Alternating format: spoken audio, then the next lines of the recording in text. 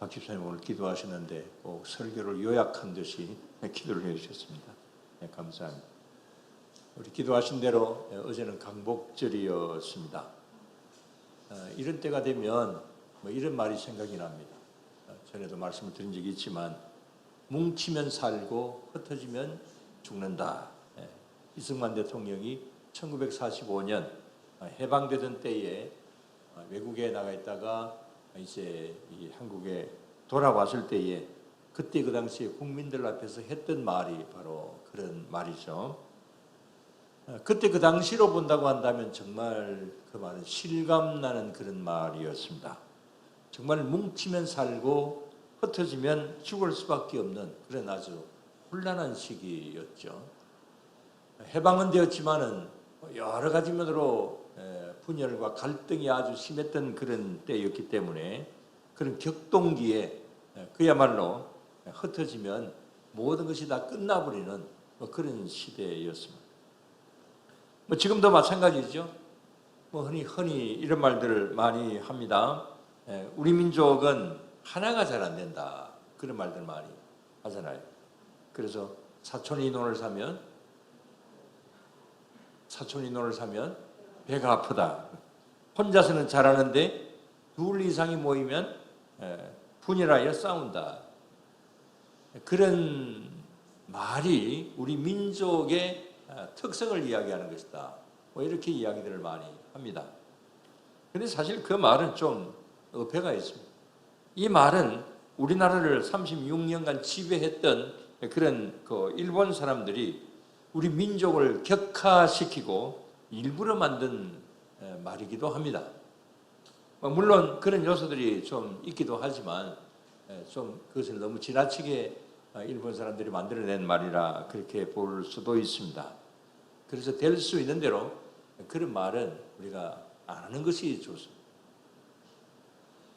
그러나 인간 세상에는 그런 갈등 관계가 없을 수는 없죠. 항상 있을 수 있습니다.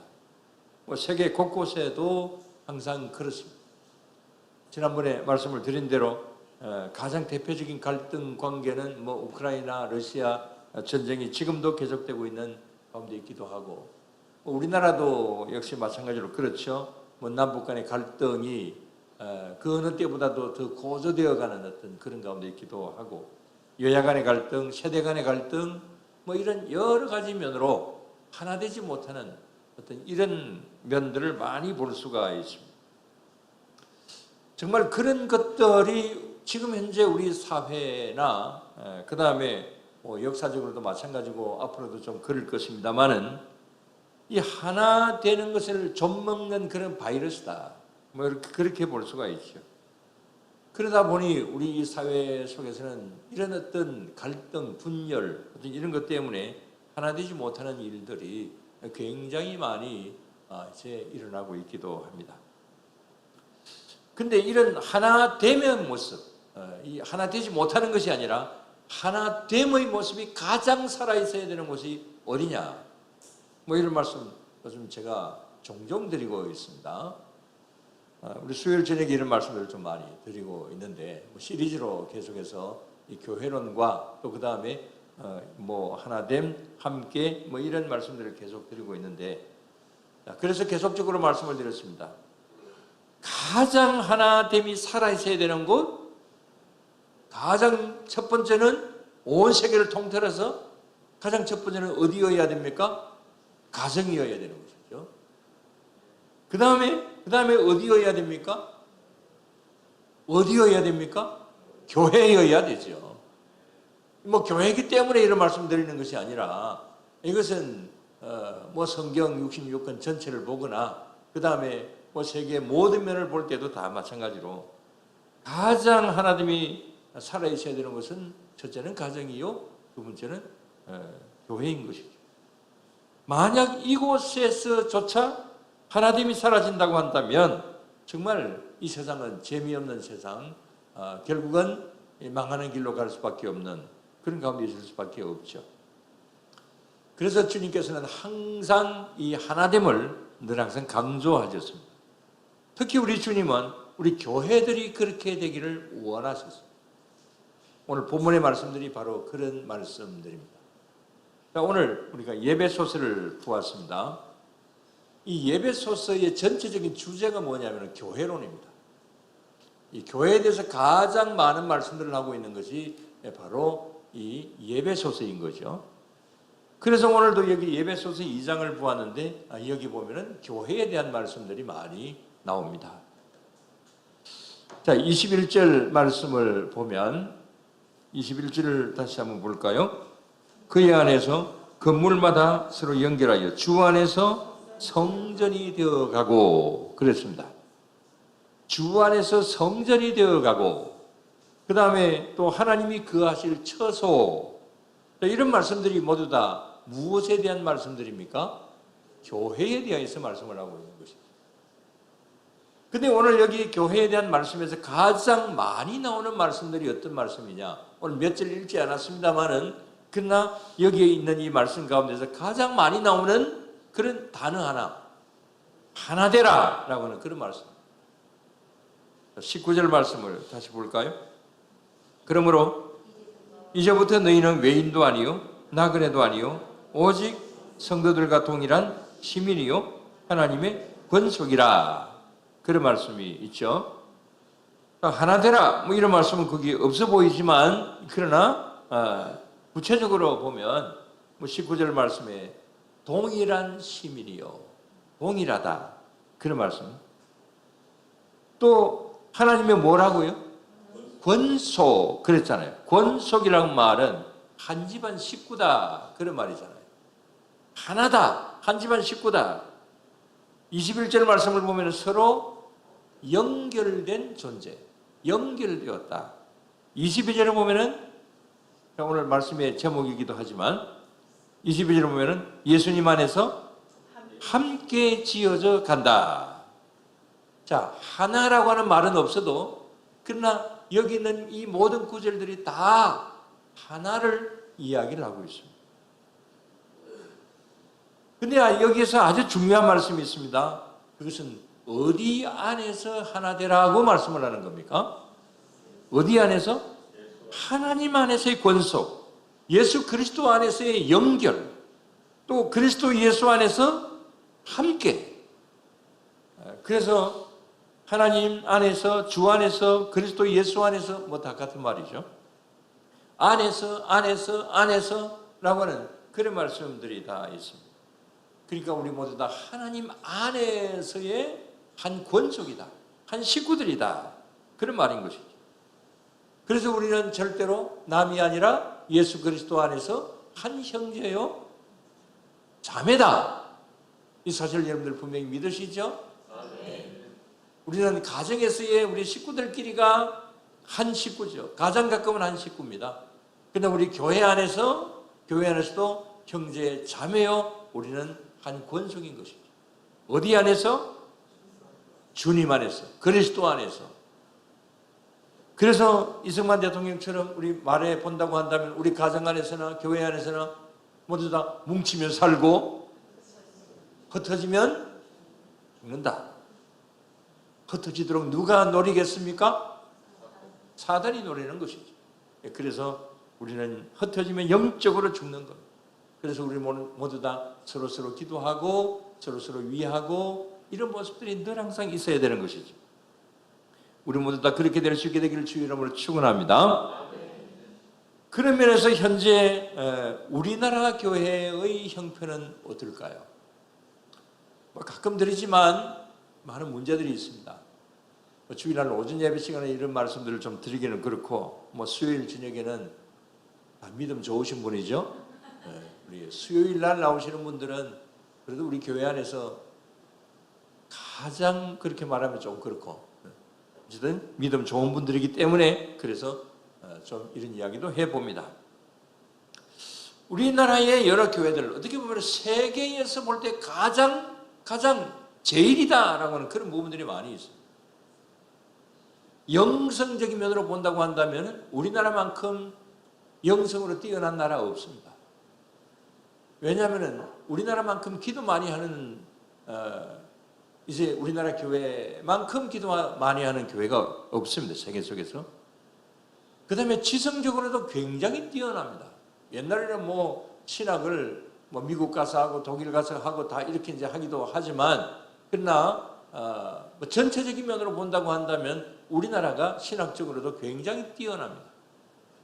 평균적으로 볼 때에 외국의 어떤 다른 목회자들보다도 우리 한국의 신학교가, 그 다음에 또 목회자들이 평균적으로 보면은 지성적으로는 훨씬 더 낫다, 이렇게 자부할 수 있습니다. 그 다음에 열성적으로도 볼 때에 정말 우리 한국의 교인들 가장 뛰어납니다. 아주 열정이 있습니다. 그러나 어떤 면이 좀 부족하냐? 인성이 좀 부족해요. 뭐 인간성 다 좋기는 하지만, 그러나 어떤 면으로 이 인성이 좀 부족하다 이렇게 이야기할 수 있느냐 하면은 함께 되지 못한다라고 하는 어떤 이런 면에서 좀 많이 그렇습니다. 그래서 작은 문제들 때문에 하나 되지 못하고 거기에서 이제 분열되고 서로가 서로를 질시하고 이런 어떤 모습들이 있어서 여러 가지 면으로 세계 속에서 좋은 점들이 많이 있지만 이런 부분에 있어서는 참 부족하다. 그런 것을 이제 많이 볼 수가 있고 점점 더 그렇게 되어가는 것 같아서, 그래서 이제는 뭐 마지막 이제 목회 말년적인 어떤 면에서 선배된 입장에서 항상 여러 목회자들이나 또 교회를 염려하는 점들이 있습니다. 우리 교회는 어떨까요? 우리 교회는 좋죠. 아무 문제가 없죠. 물론 때때로 사단은 우리도 역시 마찬가지로 사람이기 때문에 시험을 줄 때도 있습니다. 그렇지만 그때마다 기도하고 노력하는 가운데서 그 모든 일들을 잘 극복하고 나름대로 우리 교회는 평안한 교회다, 저는 그렇게 분명히 자신합니다. 저는 비교적 좀 그런 면으로 추구를 좀 해왔다고도 좀 볼 수가 있습니다. 그런 것을 제가 전도사 때 좀 많이 느끼고 그런 것을 많이 생각을 하게 되었는데, 한 40몇 년 전에 제가 밀양의 어떤 교회 전도사로 있었습니다. 근데 그 밀양에서 우리 교단에서 제일 큰 교회가 두 군데가 있었는데, 이제 제가 전도사로 있었던 교회는 두 번째 교회고, 그 다음에 또 한 교회가 뭐 이런 수로 본다고 한다면, 교인 수로 본다면은 좀 더 큰 교회가 있었습니다. 근데 시작을 할 때는 어떻게 보면은 뭐 제가 가서 시작한 건 아니니까 어떤 전에 이제 그 두 교회의 역사를 본다고 한다면은 거의 비슷하게 출발을 했는데, 그런데 옆에 있는 교회의 목사님이 굉장히 열정적이었습니다. 그래서 교회가 많이 부흥이 되었어요. 뭐 한 200명 정도에서 저희가 있는 교회도 역시 한 그 정도, 그 교회도 그 정도 그렇게 되었는데, 그 교회는 한 300명, 400명까지 그렇게 아주 숫자적으로 많이 성장을 했습니다. 그 목사님이 굉장히 열정적이었기 때문에 좀 그러기도 했습니다. 그러나 아주 열정적이다 보면은 좀 어떤 문제가 생기겠어요? 좀 목사님이 열정적이고 조금 좀 독단적으로, 그 목사님 좀 미안하지만 조금 그런 면으로 나가다 보니까 그러니까 좀 어떤 현상이 생겨지겠습니까? 열심히 따라가는 사람이 열심히 따라가는데, 그러나 좀 뒤처지는 사람들은 불평불만이 생겨지게 됩니다. 그래서 나중에 교회가 점점 문제가 생겨져서 분열이 되게 됩니다. 그래서 결국은 분열이 되어서 한 200명 정도로 떨어지고 말았어요. 제가 있었던 교회의 목사님은 그렇게 열정은 없었어요. 그렇지만 아주 조용하고, 그 다음에 또 이렇게 이제 뭐 장로님들과 교인들과 잘 화목하고 이런 가운데서 나갔는데, 그러다 보니까 교인 숫자적인 면으로 볼 때는 별로 부흥은 되지는 않았습니다. 그러나 나중에 결과를 보니까 결국은 그 교회는 원상태로 떨어져 버렸고, 그 다음에 아주 완만한 곡선이지만은 제가 있었던 교회는 뭐 처음에 한 200에서 한 250 정도로 나중에 그렇게 점점 조금씩 성장해 가더라고요. 그 교회는 지금도 좀 어지럽습니다. 그러나 제가 있었던 교회는 지금도 평안합니다. 그래서 이런 어떤 면을 볼 때에 굉장히 열정적이고 굉장히 참 이렇게 열심히 하는 것은 좋은데, 그러나 하나 되지 못한 가운데서 이렇게 되게 되니까 그건 결국은 나중에 문제가 되더라.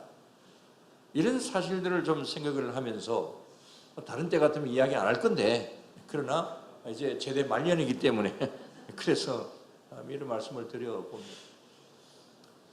우리 모든 교인들이 정말 다 같은 열정을 가지고 앞으로 나간다고 한다면, 열정 있는 목사님이고 그 다음에 여러분들도 다 열정적으로 그렇게 지원을 하고 나간다고 한다면 얼마나 좋겠습니까? 그러면 하나 되어서 나간다고 한다면 교회가 아주 일치월장하게 될 줄로 믿습니다. 그러나 그 가운데서 가장 중요한 것은 하나됨이라고 하는 거예요. 평화를 만들어 간다라고 하는 것입니다.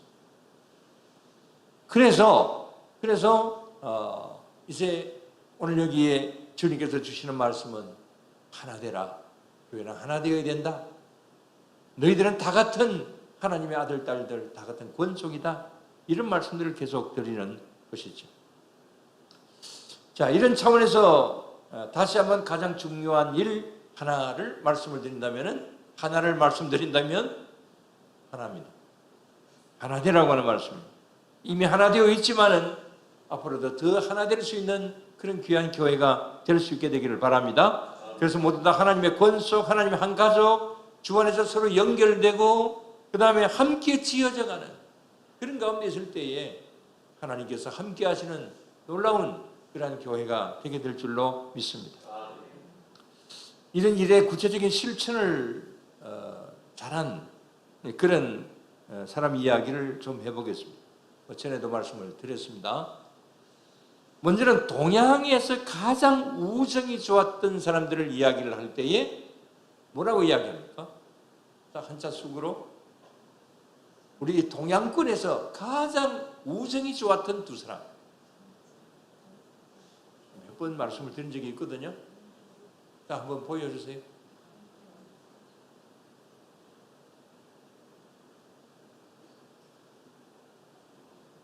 안 나오니까 저쪽은 안 나오네.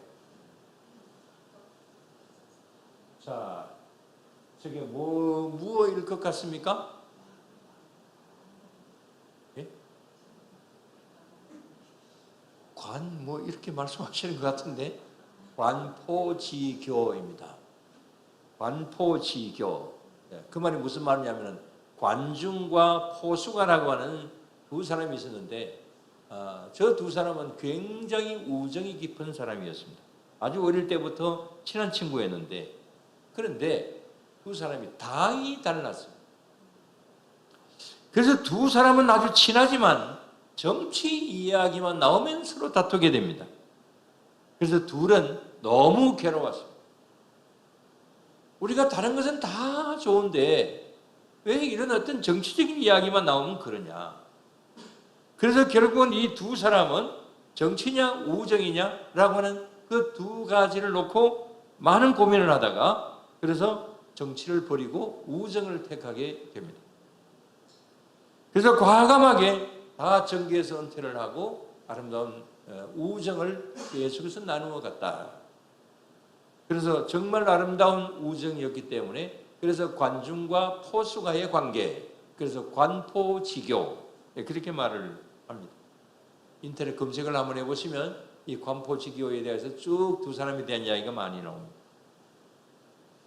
여러분, 이렇게 인간적인 우정을 위하여서도 저들의 기득권을 버렸습니다. 그런데 하물며 우리가 하나님 앞에서 얘기했습니다. 세상의 어떤 그 우정, 그거 하나만 가지고도 이렇게 아름다운 관계를 유지하기 위해서는 이렇게 자신의 기득권을 버리는데, 적어도 우리가 믿음, 우리가 하나님을 믿는 어떤 믿음 안에서 우리는 정말 하나 되지 못한다고 한다면, 그러면 그건 얼마나 부끄러운 일이겠습니까? 그래서 우리는 다른 이름 몰라도 우리가 하나님이라고 하는 어떤 그 이름 때문이라도 이 관중과 포수가처럼 하나 될 수 있는 그런 우리 모두가 언제나 다 되어야 될 줄로 믿습니다. 자, 한 사람의 이야기를 더 하죠. 철학자 쇼펜하우어라고 하는 사람이 있습니다. 이 쇼펜하우어가 하는 한 이야기가 뭐냐면은 서로에게 있는 가시를 빼어라, 그런 이야기를 했습니다. 이게 뭐냐면 고슴도치 딜레마 이론입니다. 여기에 대해서도 전에 말씀을 드린 적이 있습니다. 자, 고슴도치들이 있습니다. 자, 저 고슴도치들이 한 가족이잖아요. 자, 저기 나오는 이제 고슴도치는 가족이잖아요. 가족이 아니더라도 이 고슴도치들이 추우면, 날씨가 아주 겨울 되면은 이렇게 서로 모인답니다. 그 모이다가 그러나 곧 또 흩어진답니다. 또 그 다음에 추우니까 또 모였다가 또 흩어지고. 왜 흩어지겠습니까? 서로에게 있는 무엇 때문에? 가시 때문에. 그래서 계속해서 그렇게 하다가 결국은 상처를 입고 죽는 고슴도치들도 있다고 합니다. 그래서 어떤 심리학자가 이제 저 고슴도치를 가지고 실험을 해보면서 그래서 고슴도치 딜레마 이론이라고 하는 것을 만들어내었습니다. 그 이전에 여기 쇼펜하우어가 서로에게 있는 가시를 빼어라 하면서 이제 고슴도치를 이야기를 했던 적도 있습니다. 자, 그렇기 때문에 저런 것을 우리가 볼 때 우리에게 있어서 인간관계에 있어서도 역시 마찬가지다. 그걸 볼 수가 있는 것이죠. 자, 고슴도치 딜레마 이론, 이것이 결국은 뭘 이야기해 주는 것이냐 하면은 우리 인생은 춥다고 느낄수록 고슴도치처럼 서로에게 가까이 다가간다. 그러나 가까이 갈수록 자기 안에 감추어둔 그 가시로 인하여서 서로를 찌르는 일들이 일어난다. 이 심리학자가 본 결과로는 수많은 사람들이 그렇더라고 하는 겁니다. 그래서 쇼펜하우어는 서로에게 있는 가시를 빼어라, 이렇게 이야기를 하게 된 것입니다. 자, 여기 쇼펜하우어 어떻게 되었을까요? 분명히 좋은 말을 했습니다. 서로에게 있는 가시를 빼어라. 자신은 그렇게 이야기를 했는데 그러나 정작 자신은 그렇게 하지를 못했습니다. 그래서 결국은 그는 세상을 비관하는 염세주의 철학자가 되고 말았습니다. 그래서 세상을 계속해서 비관적으로 봅니다. 자기 안에 있는 가시를 빼어내지 못하다 보니까 계속해서 어떤 세상을 비관적으로 보고, 그러다가 세상에 대한 염증을 느끼고, 그런 면으로 이제 많은 이야기를 하다 보니까 많은 젊은 사람들이 이 쇼펜하우어의 이론 때문에 자살을 하는 사람들이 부지기수로 많이 생겨지게 되었습니다. 이 말씀을 듣는 것은 이게 참 쉽지 않다라고 하는 겁니다. 쇼펜하우어가 내 안에 있는 가시를 빼야 되겠다고 이야기를 하면서 자기 스스로가 그렇게 하지 못했다. 그건 인간의 한계를 이야기하는 것이죠. 인간의 연약성을 이야기하는 것이죠. 우리에게는 가시 쉽게 뺄 수 없습니다. 그러나 할 수 있습니다. 주님께서는 오늘도 그 말씀을 우리들에게 하십니다. 할 수 있다. 어디에서 할 수 있느냐? 계속해서 강조하는 것이 주 안에서, 주 안에서, 주 안에서, 주 안에서, 성령 안에서, 그리스도 예수 안에서, 이런 말씀을 계속하고 있는 것입니다. 그래서 주님은 하실 수 있다. 나는 못하지만은 성령 하나님께서는 하실 수 있다. 이 사실을 말씀을 해 주시는 것이죠. 마지막으로 말씀을 드립니다. 하나님은 항상 우리 앞에 해야 할 일들을 주십니다. 또한 그 일 안에서 하나됨을 강조하십니다. 어디 안에서? 주 안에서. 주 안에서 하나 되라. 그런 말씀을 하십니다. 우리 집사님 기도하실 때에 잔치집 같은 교회 이런 말씀들을 기도를 하셨습니다. 그 말씀 그대로 주 안에서 하나 되고 협력하고 세워주면서 그렇게 해서 항상 따뜻한 고향 같은 교회, 제가 그런 말씀 많이 드리죠. 오늘도 다시 한번 드립니다. 언제나 와도 따뜻한 고향 같은 교회, 언제나 어머니 품속 같은 포근함과 평안함이 있는 교회, 비록 6일 동안 이 세상에서 고달픔과 괴로움이 있었다고 할지라도 교회에 오면 그래도 새로운 희망과 기쁨을 얻어갈 수 있는 교회, 그런 교회가 되어야지. 우리 그런 교회가 될 수 있게 되기를 바랍니다. 그것이 바로 오늘 여기 주님께서 우리들에게 주시는 어떤 교회가 되어야 되느냐, 그런 면에서 하나 되라. 이런 말씀들을 주시는 이 말씀 속에 다 포함이 되어 있는 것입니다. 우리 마지막 22절 말씀 읽고 마치겠습니다. 너희도 성령 안에서 하나님이 그 아시를 처소가 되기 위하여 그리스도 예수 안에서 함께 지어져 가느니라. 우리 모두 다 함께 그리스도의 귀한 교회를 지어가는 그런 우리 모두가 언제나 다 되어야 될 줄로 믿습니다. 기도드리겠습니다. 하나님 아버지 감사를 드립니다. 주님, 항상 저희들에게 함께하여 주시고 우리를 위해 주시고 우리를 사랑하시는 주님이신 줄로 믿습니다. 우리가 이런 사랑을 받았으니 우리도 또한 이 사랑을 펼쳐갈 수 있게 하여 주시옵소서. 가정에서는 물론이거니와 교회에서도 이 사랑을 펼쳐갈 수 있게 하시고 더 나아가서 이웃에게라도 계속 펼쳐갈 수 있는 저희들이 되게 하여 주시옵소서. 그래서 사랑이 넘치는 교회가 되게 하여 주시옵시고 서로 위로와 격려가 있고 서로가 도우는 그런 교회가 될 수 있게 하시고 아름다운 예루살렘 초대교회와 같이 그런 잔치집과 같은 교회가 늘 될 수 있게 하여 주시옵소서. 더 나아가서 안디옥 교회처럼 선교하는 교회가 될 수 있게 하여 주시고 그런 면에서 오직 주님 앞에 영광을 돌려드리며 나아가는 정말 빛난 교회요, 모범적인 교회요, 정말 소문나는 귀한 교회가 될 수 있도록 주님 도와주시옵소서. 언제나 이런 면으로 함께 하시고 도우실 줄로 믿사오며 예수님 이름으로 기도드리옵나이다. 아멘.